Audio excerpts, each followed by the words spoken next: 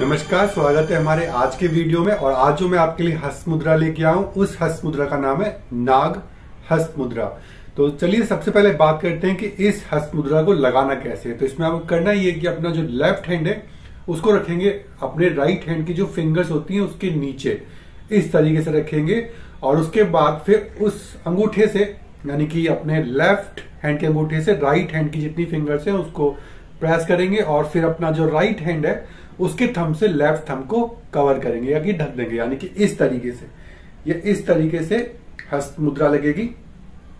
पीछे लगाया अपना लेफ्ट हैंड यानी कि बायां हाथ, राइट हैंड यानी कि अपने दाएं हाथ की उंगलियों के नीचे, और फिर अपनी जो दाएं हाथ की उंगलियां हैं उस पर लगाया अपना बाएं हाथ का लेफ्ट हैंड का थंब अंगूठा, और फिर अपने राइट हैंड का जो थंब है ये इस तरीके से ये हस्त मुद्रा लगेगी, देख लीजिए।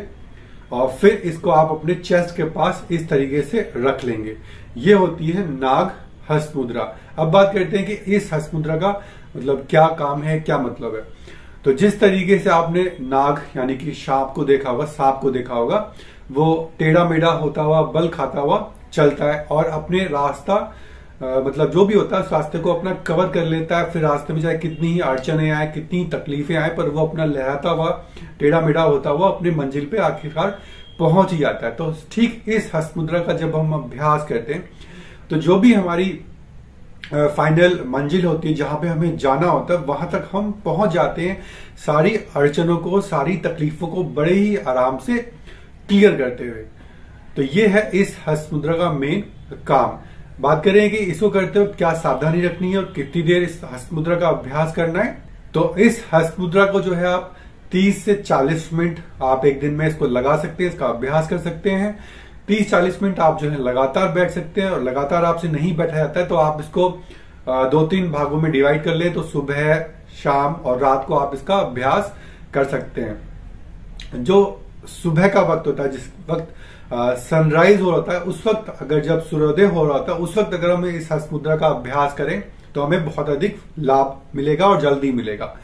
खाली पेट इस हस्त मुद्रा का अभ्यास करना है। अगर आपने कुछ खा लिया, यानी कि अगर आप शाम को कर रहे हैं और रात को कर रहे हैं, तो कम से कम कोशिश करें कि 1 घंटे के बाद फिर आप उस हस्त मुद्रा का अभ्यास करें। खड़े होकर इस हस्त मुद्रा को आप कर सकते हैं, चलते हुए भी कर सकते हैं, और लेट के भी आप इस हस्त मुद्रा को कर सकते हैं। इस हस्त मुद्रा का लाभ लेने के लिए कोशिश करें कि आप इस हस्त मुद्रा को कम से कम 4 महीने करें और एक नियमित समय पे करें। यानी कि अगर आप सुबह के वक्त करते हैं तो आप सुबह 7 बजे अगर करते हैं तो सुबह 7 बजे के आसपास ही इस हस्त मुद्रा का अभ्यास तकरीबन 4 महीने तक करें, तो आप देखेंगे कि आपको लाभ जरूर मिला है। तो अगर लाभों की बात करें तो ये जब हम हस्त मुद्रा लगाते हैं तो उससे जो है हमारा अग्नि तत्व बढ़ता है, इंक्रीज होता है। तो उससे जितने भी जो हमारे पेट और पेट के नीचे हिस्से वाले जो बॉडी के पार्ट होते हैं वो प्रॉपर तरीके से काम करते हैं और ठीक होते हैं।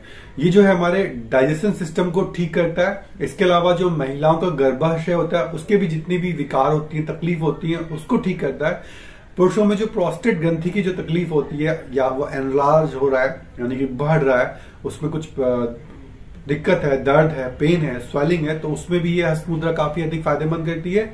इसके अलावा ये आपके जो पेशाब की जो तकलीफ होती है, यानी कि पेशाब निकलते वक्त आपको दर्द हो रहा है या रुक रुक के आ रहा है, तो उसमें ये हस्त मुद्रा काफी अधिक फायदेमंद है। इस हस्त मुद्रा का अभ्यास करने से जो है हमारे 5 जो तत्व होते हैं उसमें वृद्धि होती है, और उससे हमारा होता ही है कि हमारी जो सोचने की और जो हमारी समझने की जो शक्ति है उसमें सुधार आता है, उसमें बढ़ाव होता है। और जो भी काम करना है उसको करने के लिए फिर हम बहुत अच्छी तरीके से प्लानिंग कर सकते हैं और अपने दिमाग को बहुत अच्छी तरीके से उसके लिए यूज कर सकते हैं।